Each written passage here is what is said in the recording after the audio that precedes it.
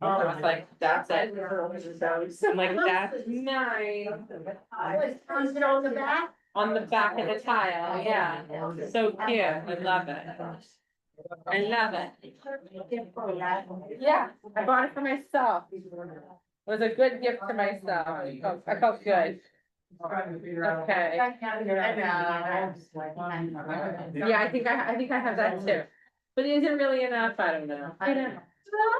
Now I'm on the hunt for vintage models. I found 3 the other day. I'm so excited. I don't know. Vintage models. Oh, really? No. Yeah. So yeah, so if anyone finds any vintage tiles, I just want. Oh, I might have it. Where did you find it? Like older, it's like. Some years old, you know? No. Some 100 years old. Yeah. I can't 5 years old. But like 80 to 100 years old. Yeah. That's what I mean. No, I don't, but I'm not gonna like, you know, work so hard. I just give you my. I did. But you know what?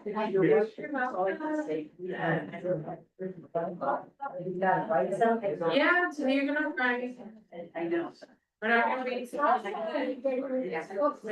we're gonna synthesize. We've been doing a lot of mind Okay. exercises. Does anyone need a pen?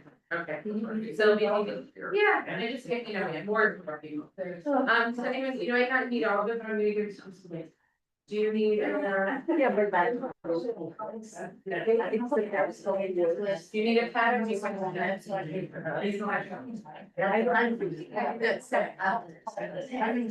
Okay, I'm joining me on my welcome. Hold on, everyone. If you're online, make sure you use a paper or something. We're gonna see that part of the text. Are you using that? Okay.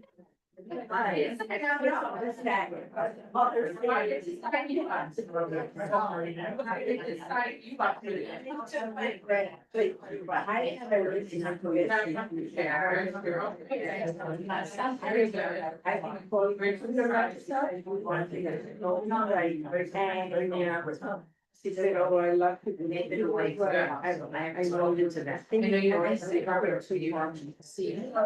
Promote that you're giving you guys some crazy money. That's okay.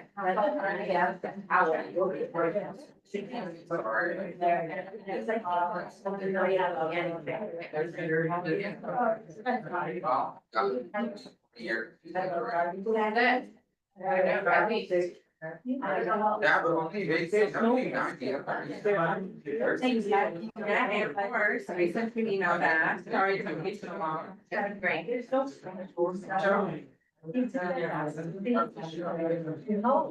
Okay, oh. Liliana.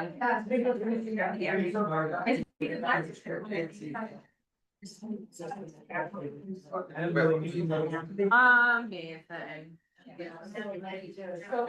Okay, everybody.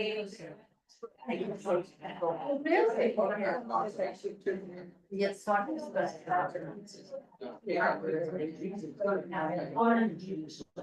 Okay, so my friend, we have been on a journey. This is our 4th week. This Is the 5th week already? Yeah. Yes. My goodness. Okay, so we have been on a journey for 5 weeks. Exploring these questions. Who are the Jews and who can we become? We have taken to heart and explored what is Genesis covenant, Genesis Judaism, what is Exodus covenant, Exodus Judaism, trying to understand and recognize what it means to just be Jewish, right? The being piece, and then the doing piece, right? We then have explored Maimonides last time.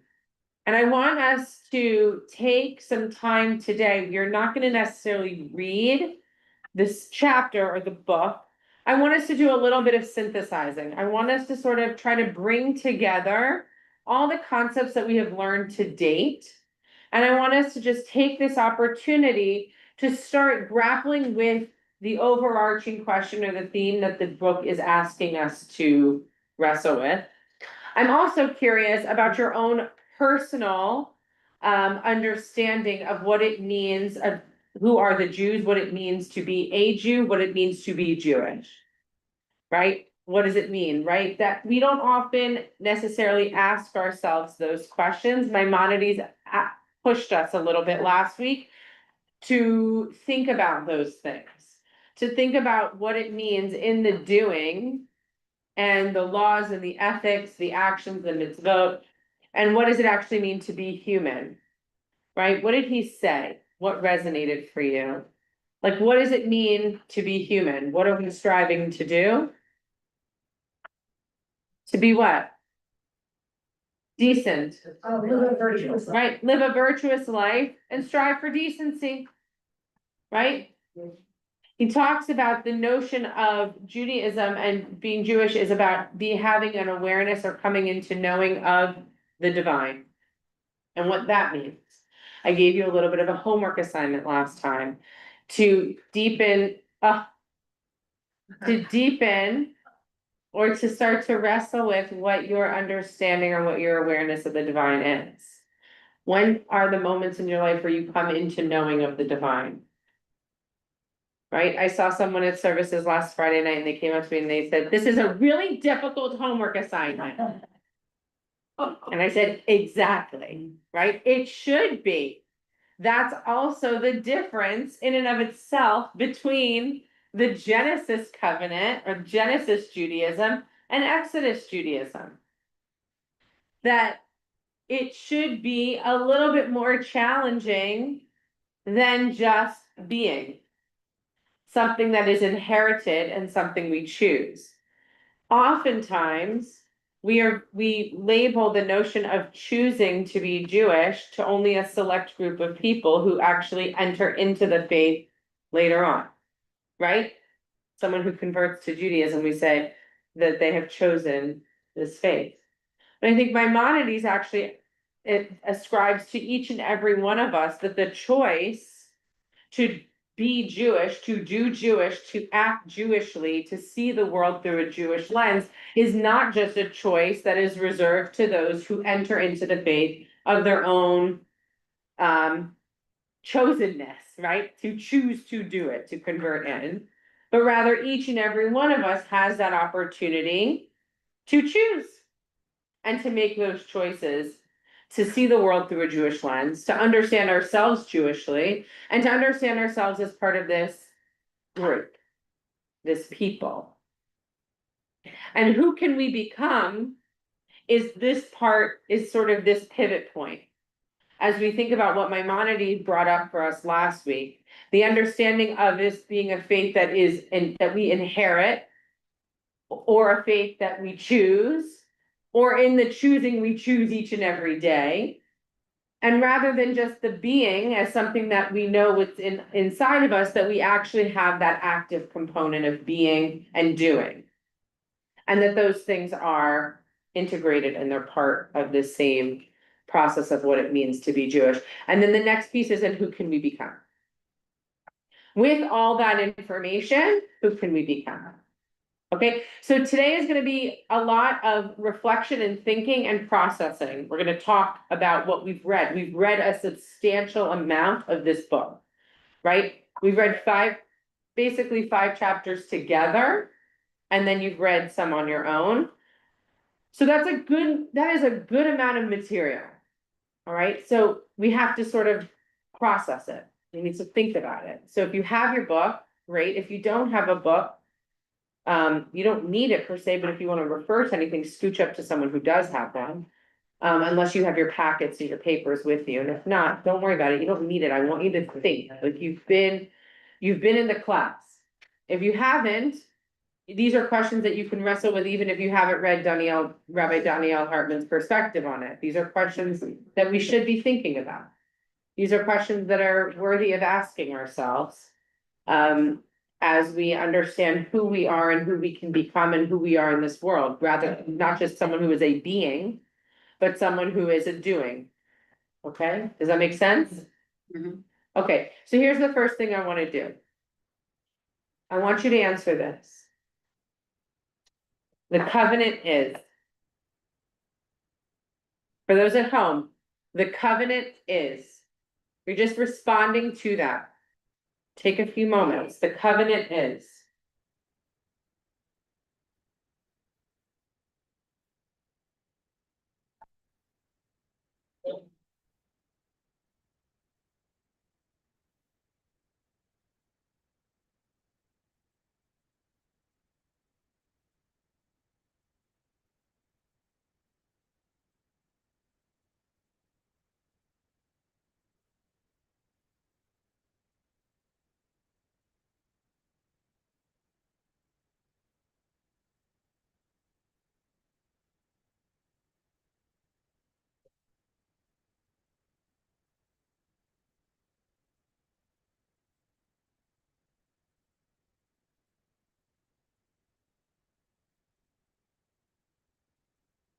Okay. Take a few more seconds.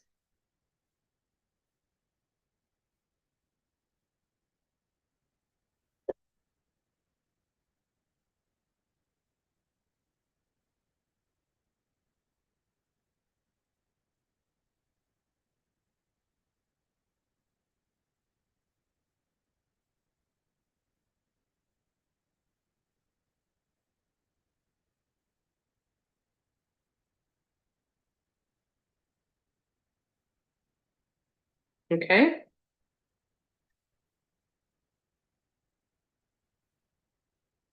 Okay, ready?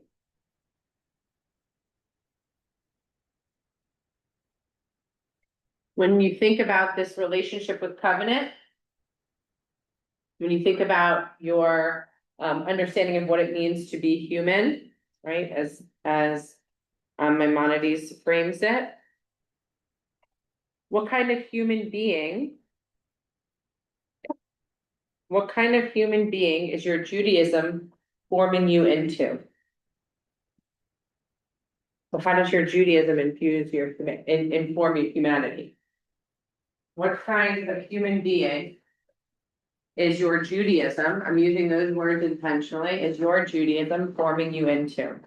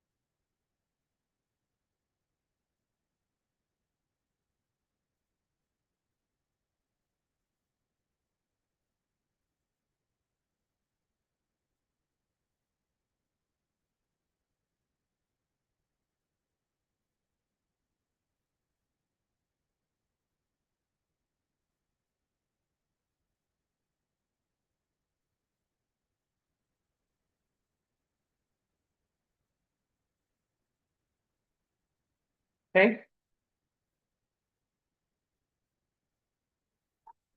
Take a few more seconds.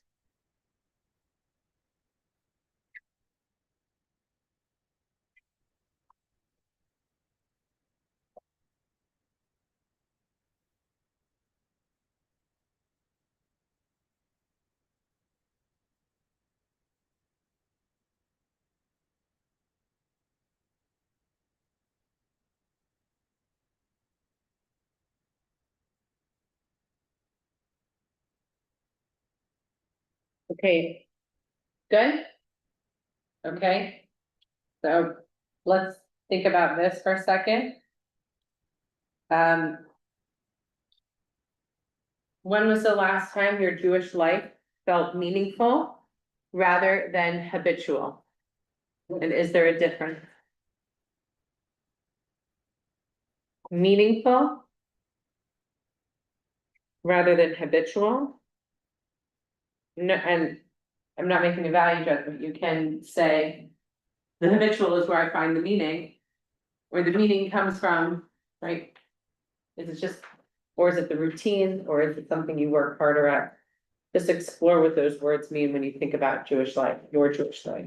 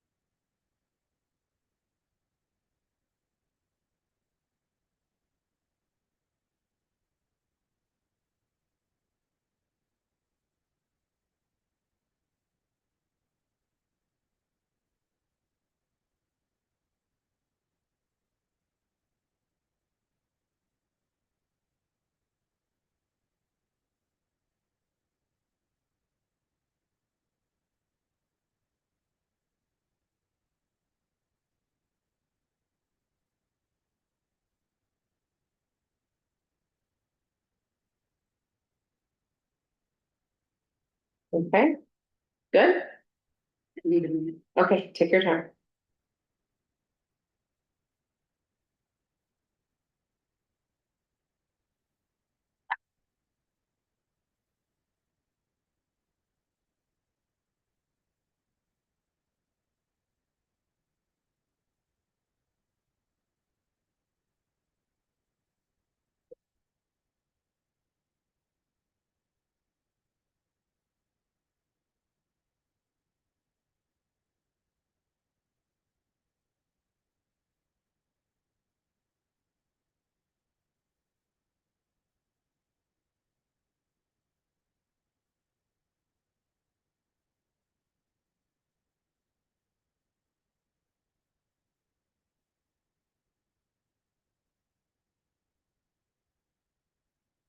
Okay.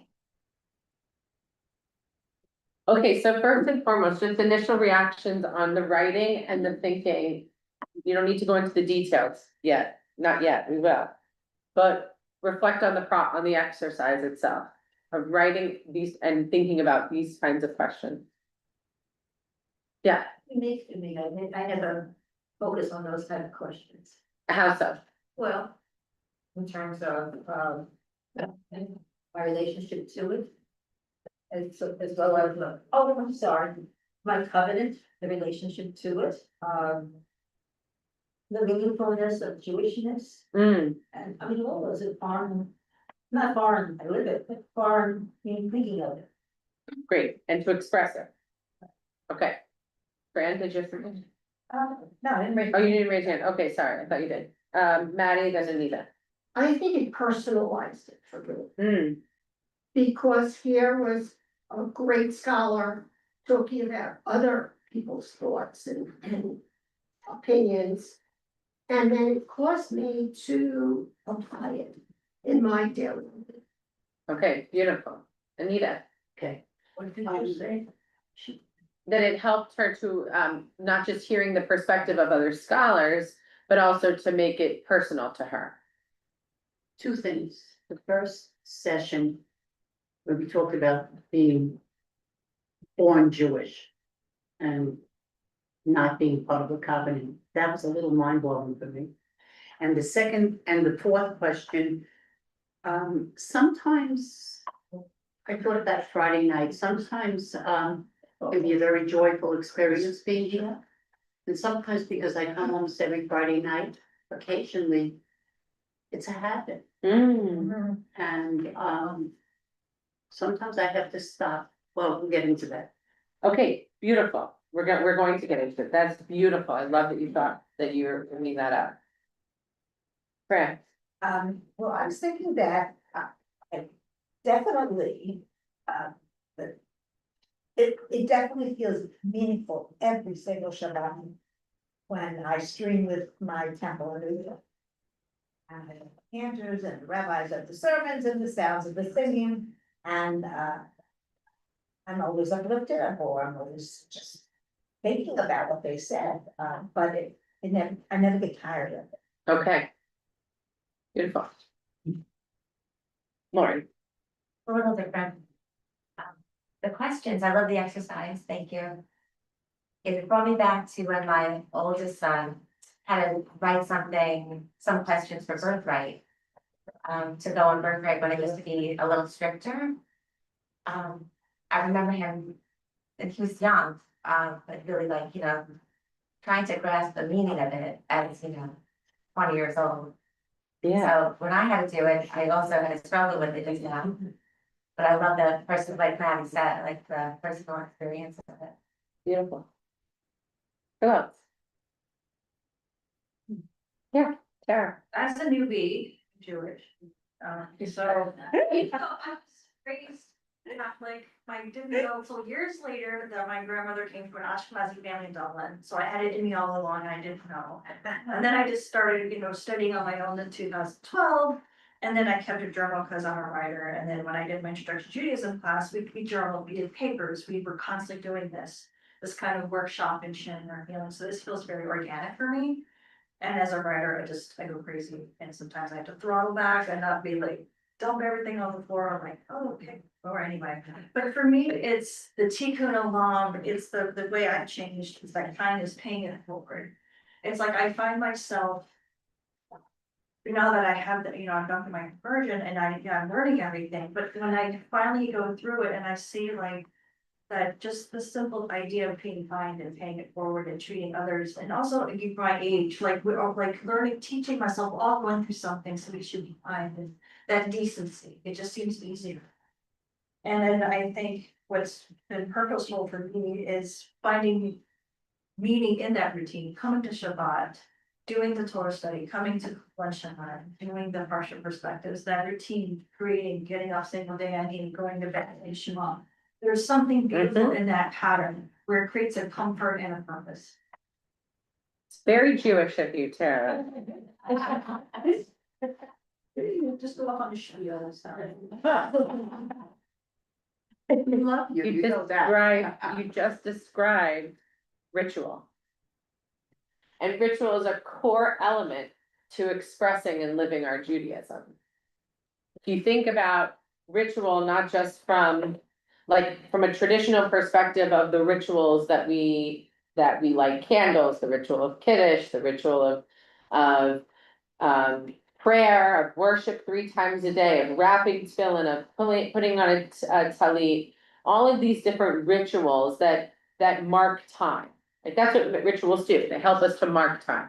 They help us to elevate from the mundane and into the realm of the holy. They inspire us to think beyond ourselves within the context of something that we share with others, whether at the same time or in the same space or not.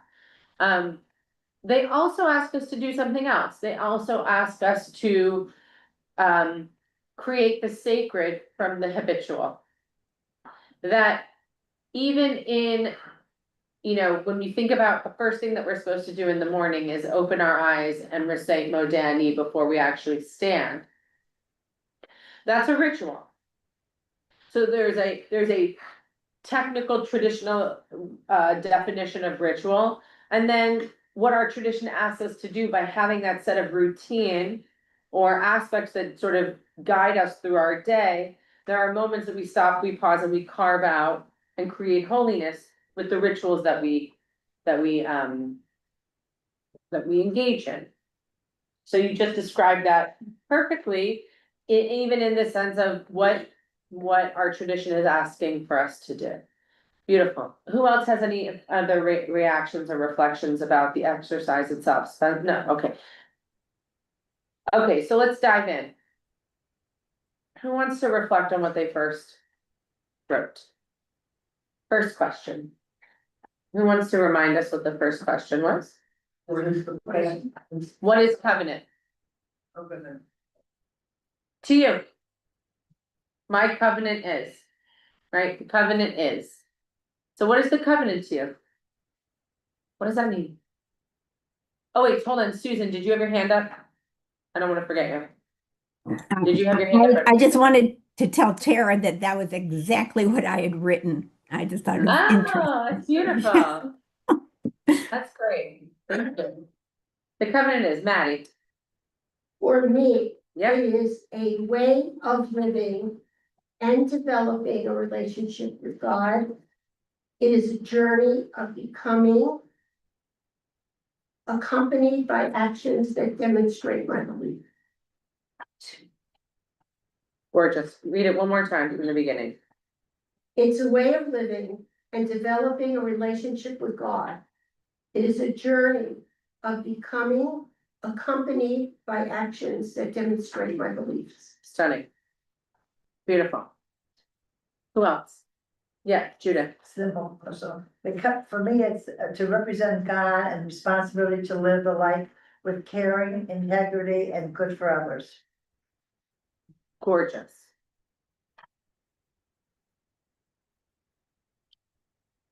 Yes, The Orthodox would answer these questions so different than earlier.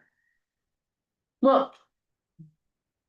I think that's a very generalized statement, because maybe not. I think individuals, Concentrated on ritual. I'm sorry, We're more concentrated on ritual.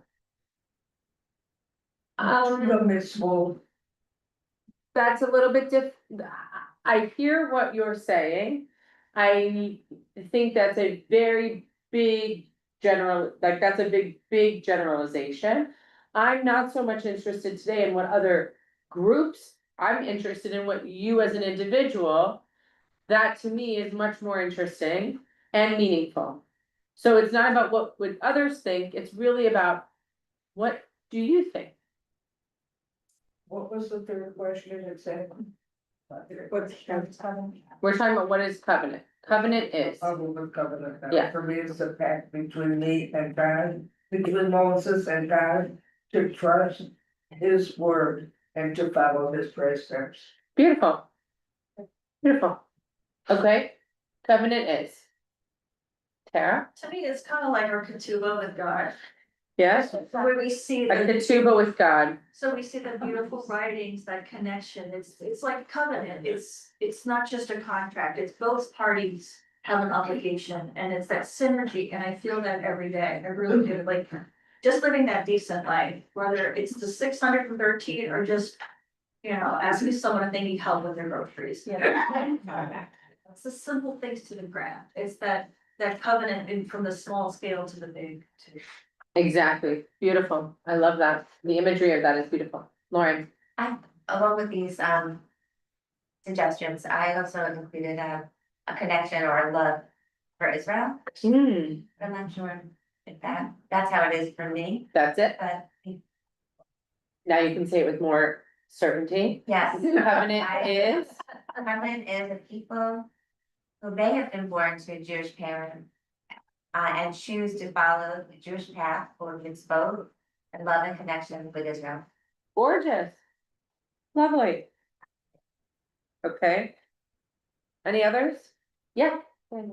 So I've been on a long spiritual journey, whether I knew it or not.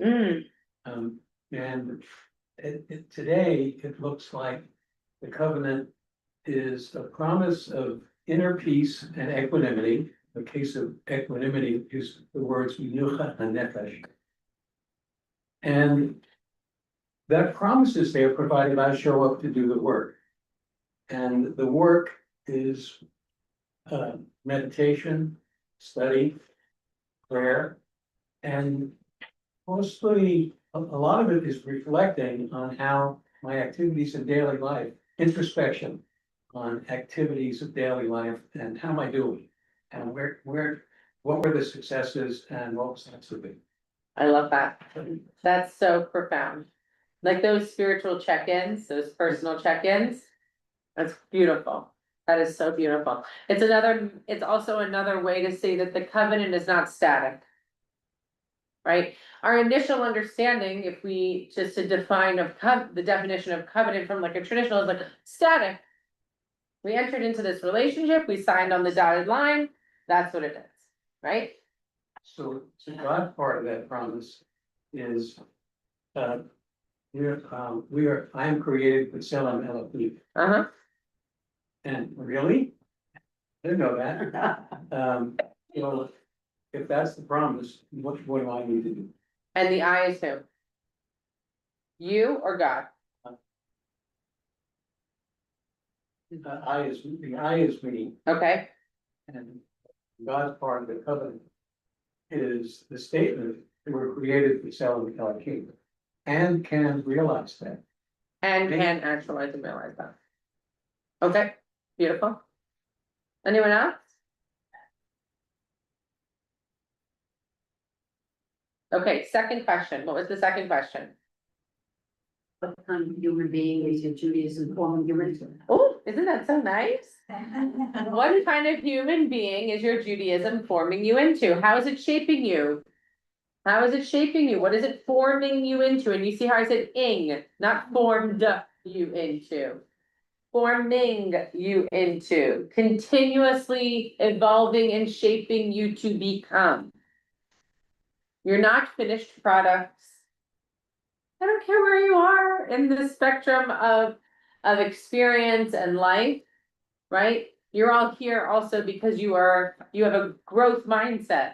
You are lifelong learners, right? Otherwise you wouldn't be sitting here.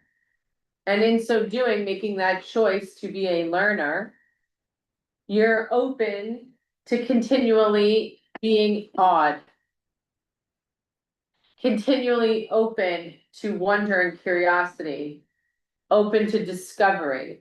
And when you come into a knowing of something, when you experience or learn something new, if you allow that to shape who you currently are into something that you hope to become, that is a continuous action, right? So what is who is your Judaism? Like, what is your Judaism continuously forming you to become as a human being?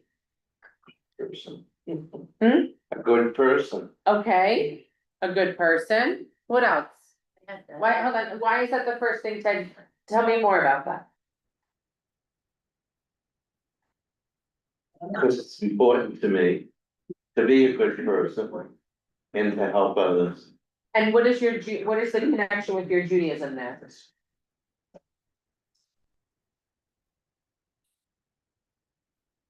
The reason I ask that is because I think it's beautiful that you want to work towards being a good person. I love that. I love that about you. How does your Judaism, what role does your Judaism play in forming that, in shaping that notion of you as a human being? The Judaism in which I was brought up in. And say more.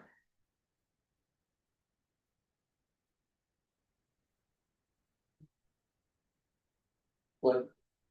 Meaning this, I'm pushing you Yeah. in a loving way. It's a nudge. It's a loving nudge. It's about this. What do I mean by this? Question, Rabbi. It's a, what? You just answered the question, Rabbi. What's that? Him. Yes, I'm pushing him in a loving nudge to formulate how your Judaism informs being a good person.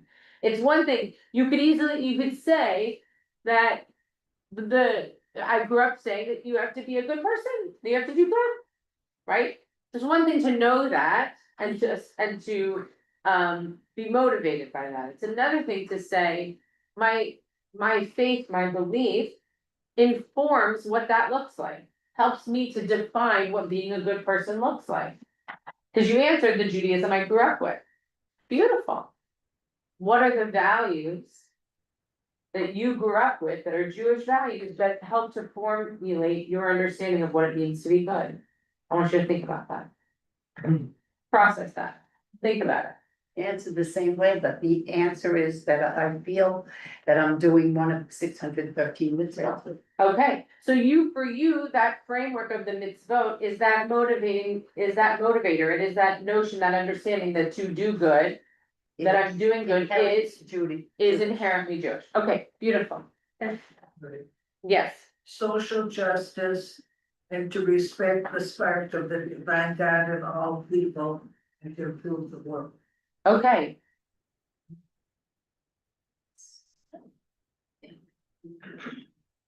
Good. Who else? Alan, I think this question is very similar to the first question you asked in whatever the first session that came to, which was, what does it mean to you to be Jewish? And I have the same answer even after the multiple sessions, maybe in a different way, but it's a good person who follows a path of righteousness while achieving and learning. you did not answer that the first time. Very careful. Say it again, that's a very nice answer. No, that's, but the first time I answered it, essentially something like, I can't remember exactly, but it was doing good deeds, not hurting anybody, and being. I didn't use the word good person, but I used something very similar. And you didn't use the learning piece. No, I did not use the word. Right, so that's what I find so fascinating after your journey through the class. So it's a very interesting addition. And I think it's, especially knowing you, it's a beautiful addition to. Thank you. No, I mean that honestly, right? That may not been part of your first answer when we first asked the question. Right?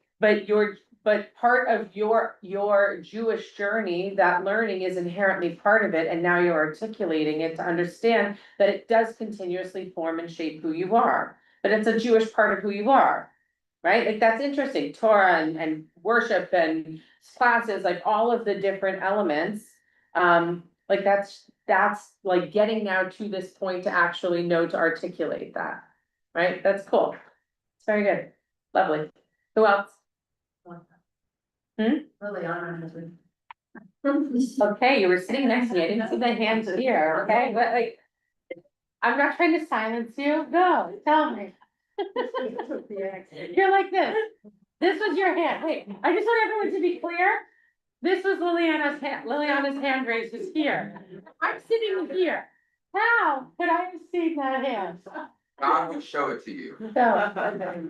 He's my boy. Rahmanis is also a Jewish part, so go ahead, have Rahmanis for me. I feel that Judaism has opened my eyes when I'm in the world to see how can I make it a better world and to be aware every day what are the mitzvahs around me that I can complete. That I can complete. Interesting. Beautiful, lovely word, right? That's beautiful. That's such an interesting relationship with Pirkei Avot that says that we are not obligated to complete the work, but we can't desist from it, right? So that's such an interesting connector piece. That for Liliana, she knows there's all of these things out there that are happening. And it's her responsibility to sort of, okay, let's close the gap loop on that one. Let's do that one, right? Let's do the next one. Beautiful, I love that. Judith. So I think of myself as somebody who's hoping to be less judgmental and helpful and kind and so forth. And now at this age, I just started the adult bar mitzvah class.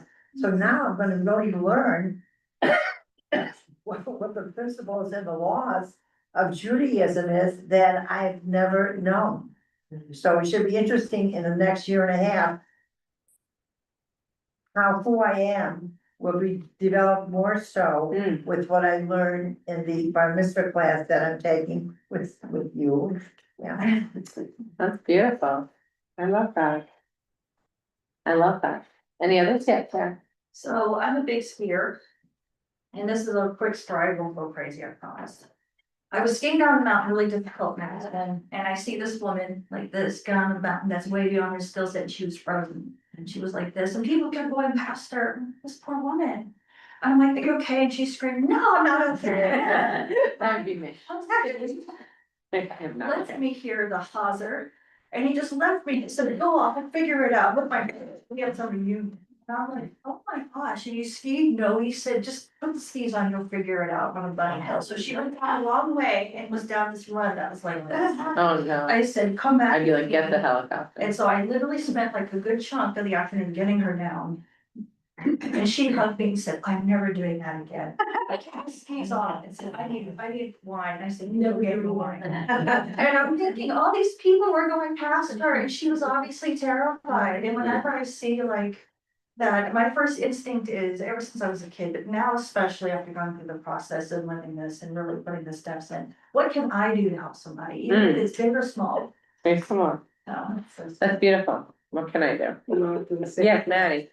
I think since my world of Did you read it? Judaism, Oh, no, it's just, I understand what she's talking about. Okay.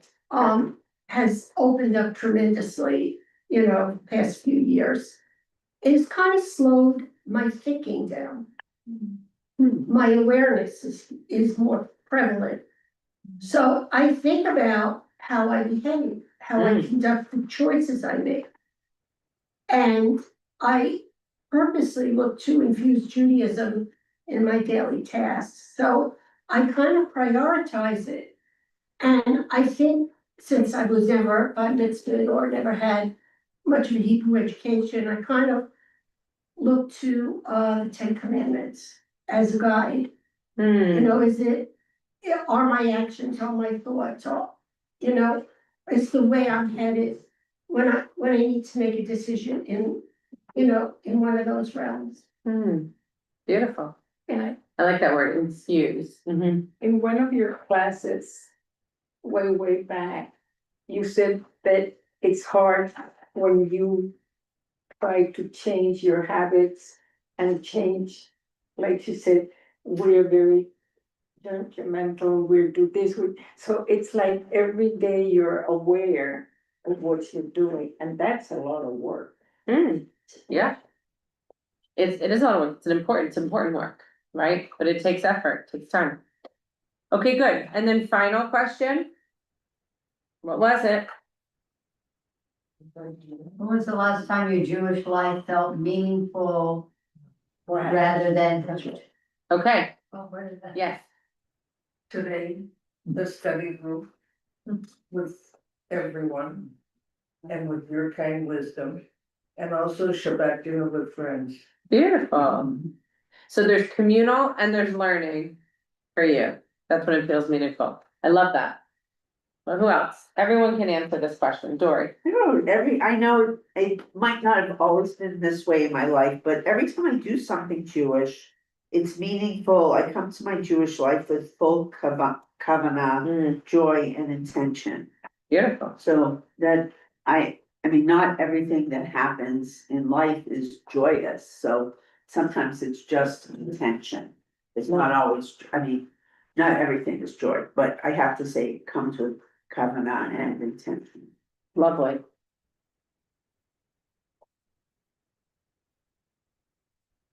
I always try to focus on specific instances. Good.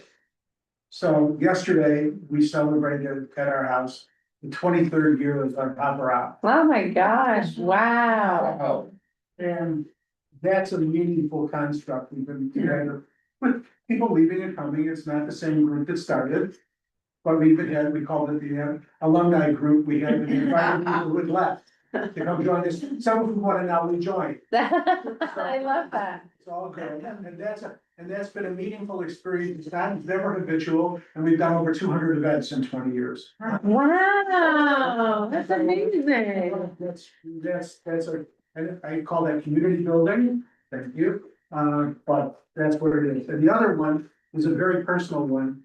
Our grandchildren, one of my youngest son is married to, who's not Jewish, happens to live in the same neighborhood that Jan grew up in when she was little. A certain temple.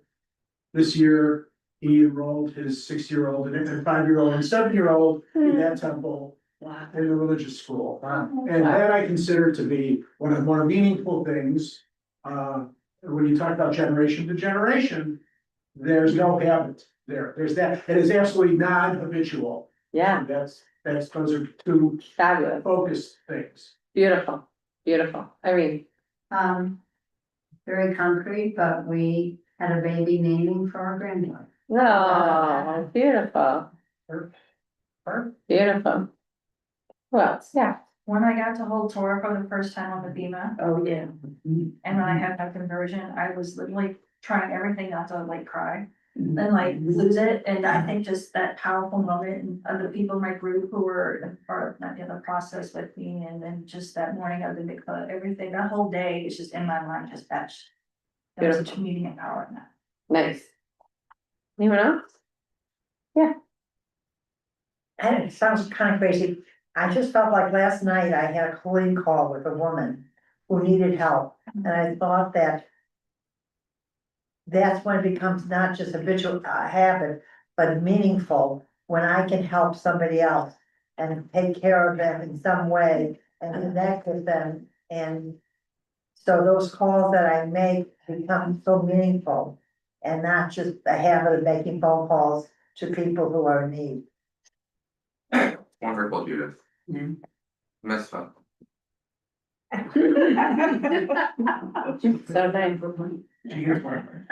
nice. So nice. Yeah, Maddie and then Sylvie. I find I live more and more, in a life of gratitude. Yeah. And amazement at miracles, and, I kind of make it a practice to start my day and think about those things.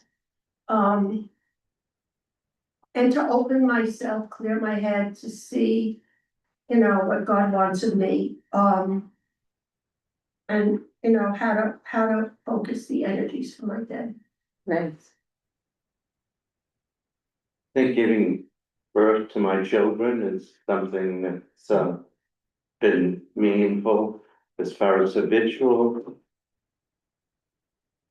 Going to synagogue to me is become habitual. For a period, I was a member of a conservative synagogue and wasn't sure about coming to a reform, but there's so much Hebrew in the services that I appreciate as much as anything else. Nice. Yeah. I see him. No, for me, it hasn't been easy because when I was born and raised in Chile, and women, we were like second class, we didn't learn Hebrew, we didn't go to temple.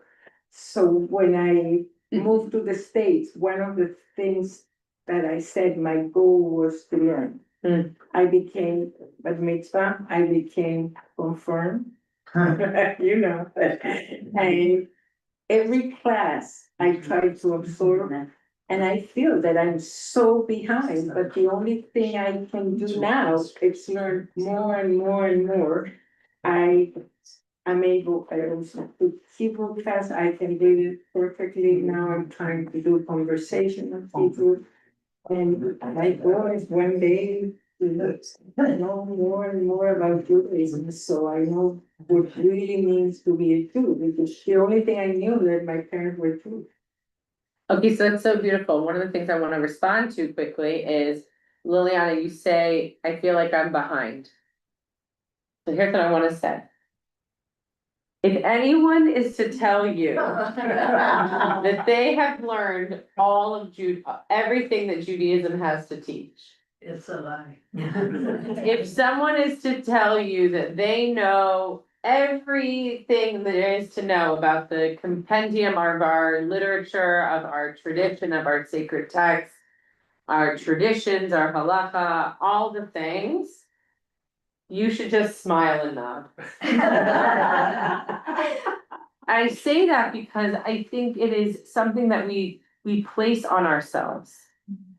We place on ourselves this expectation or this assumption that we don't know. We don't know enough. We're behind. We have to catch up. It's too late. We didn't know enough. Everything is contextual.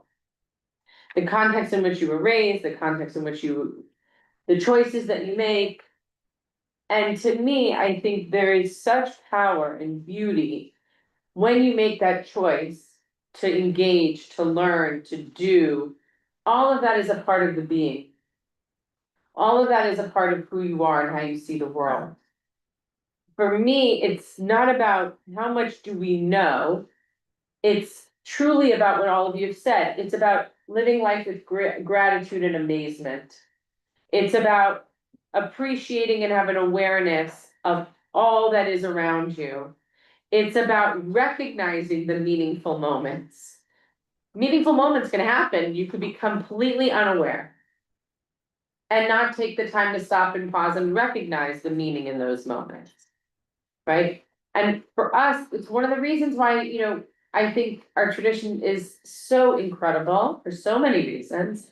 But the fact that we read the same text every year, right? The Torah read every single year. This week's Parsha are the same words that we read last year around this time, this Parsha. The words themselves are exactly the same. They don't change. But we change, and so their interpretation and their meaning changes, but the words themselves are the same. And it has sustained our people for thousands of years, and it will continue to do so. There's great wisdom in that. There is a habitual nature to what it means to be Jewish. And that, to me, is really profound and wonderful and amazing. Meaning, Shabbat is Shabbat is Shabbat. It's a habit. It's a sacred habit. It's a habit. And how beautiful that it roots us, it grounds us, and it expands us too. And then there's also moments that we fall into that are sacred, that we didn't know were there before, but because of who we are in that moment and what we need and what we hope to become, they become holy in and of itself because we recognize them and we were aware of them. Right? Just like Jacob says, God was in this place and I had no idea. Right? You can imagine being Jacob. In moments of your life, you can imagine being that moment where Jacob comes into a knowing that there was holiness or divinity or goodness, and you were passing it by. You were unaware of it, right? What I love about what we've studied so far is that this idea that these two covenantal traditions exist simultaneously. Right, for Hartman, this notion of Genesis Judaism, this Genesis covenant of our ancestors in the book of Genesis through Exodus until we start to do, and understanding that there is a whole set of moral ethics and laws that are governing our behavior and that we must act in a certain way. Before we get into that knowing, and then even once we do come into an awareness of that, until we start practicing that and doing that, we are just being. We are existing as a people because we were inheritors of that tradition, whatever that tradition was, mostly because Abraham walked, right? We've talked about that. The switch, though, that I find so profound in the book, and even in this notion of Maimonides, of understanding that what it means about our humanity is expressed through the love of God and the seeking of living a life of decency. That is what governs our humanity, in and of itself requires of us to see the world through a certain lens, to engage with the world through a certain set of rules, responsibilities, obligations. That's what it means to be part of the covenant. To see ourselves as B'Tselem Elohim, but also to make sure that we're seeing the other as B'Tselem Elohim. That requires more of us. It's one thing that we can say, I am created in the image of God. It's another thing to say, yep, they're created in the image of God too. Right? Because to say it means that we have to believe it, which means we have to see that person in a way that's beyond just their physical selves. You have to see into them. And that requires us to pull up from within us that source of of our neshama, of our souls, of our being, in order to see through and to see their neshama and their being as divine. Right? That's where we move from the being also to the doing. Because in the Genesis covenant, it's just those that came into it, born into it, the beings, right? Part of the lineage. Exodus Judaism requires not just for us to follow that notion of mitzvot and laws and ethics and checking off the list, but rather that to understand who we are in relation to our obligation to create a sense of decency and a life worthy of that spark, is that it requires us to do a little bit more. Not just action, but seeing the world in a certain way, seeing others in a certain way. And that is a profound responsibility. That is a responsibility and obligation that supersedes just checking off the to-do list of mitzvot. Which I'm not saying is a bad to-do list to start creating, like I'm all on board with doing mitzvot, super important. But to do is one part of it. To see, to be, to understand, and to experience the world through that Jewish lens. And understanding our role in creating it is really amazing. And that's part of what it means to like, how does it form us and shape us? It forms us and shapes us because we're forming ourselves and shaping ourselves because we are open to that understanding and that awareness around us. I was just gonna say, because I come from maybe a younger part of this generation where you weren't allowed to touch the Torah and you were all these other things, and I brought this up one grade class. But for all of those who feel you're either behind or you never got to do this, or I would say, although I wasn't there this Saturday, at the Saturday morning minyan, I invite all of you to go up on the bima when we sing the Aliyah, and then you can see the cantor read the words, sing the words, not even read the words, sing the words from the Torah with the Yad, and whether you understand the words or read the words or not, it's such a profound, wonderful experience that you can experience every single month. And it doesn't matter whether you gave a donation or whether you didn't, or whether the time was right, or whether it was your birthday. But you totally have this, but you totally have this ability to go up there and stand there on the bima and watch and be part of this moment. And it's profound. So even if you go and you sit there going, oh, I never learned, or I'm a little bit behind, or that was a experience that I can say 40 years ago or 50 years ago, you definitely weren't able to have if you were a female growing up in maybe not Reform, but any other part of Judaism. I would invite everyone to go on Saturday, and that's a plug for that, but I just find it so. Okay, we like those. Shameless plug, Yeah. shameless plug, so. They're No, welcome. but they're great, Yeah. right? I mean, for those of you, The Shabbos right, ones are- Tara, you go up, right? It's fabulous, right? Absolutely. Just something, yeah. I like what you're saying. I also feel that kind of, just being in the congregation on a Friday night, for me, I feel what you're saying, that same feeling, I guess. Even sitting there, not having an Aliyah, and being happy I don't have an Aliyah, and appreciating someone else's, or being there, you know, But there were so but I many, understand what you're but saying. I know when my niece got bat mitzvah, Became. I got an Aliyah. I got an Aliyah. And my brother, and everyone was like, wow, you really sang that out. I go, yeah, loud and proud. I go, because I had never, the thought of even having an Aliyah was never, it basically had been beat out of me many years before that.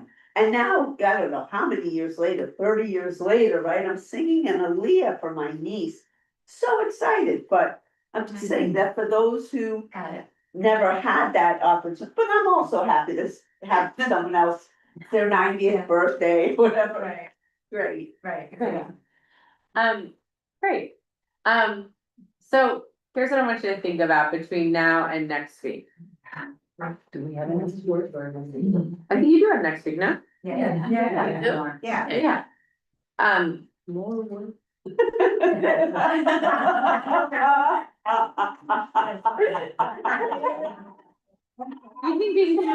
think being Jewish is easy? Takes work. I know you're not. Here's what I want you to think about. First, I want you to reflect on these questions. I want you to take them with you. And I want you to just create a little bit of a ritual, whether it's once, whether it's a few minutes before you go to sleep, whether it's first thing in the morning, just over the next few days before next class.